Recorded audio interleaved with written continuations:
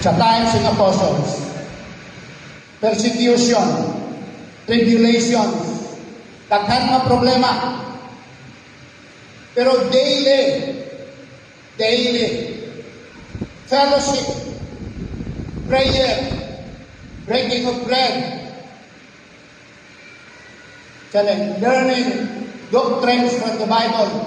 Wala nila ginbubag ang ilang program aron ang ilang focus gi-divert sa problema.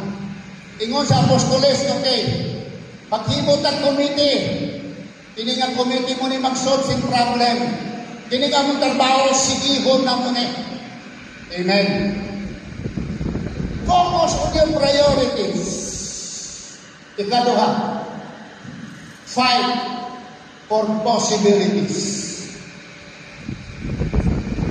Ipaglaban mo, pakingawayan mo, tanan na posibilidad sa problema. Fight a good fight of faith. Amen. Hallelujah. Do not fight for impossibilities. Diha kita nadugay.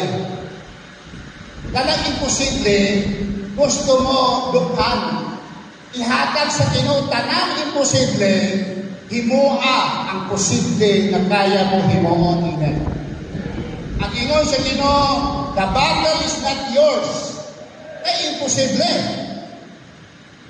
Pero kanang battle, kaya man lang.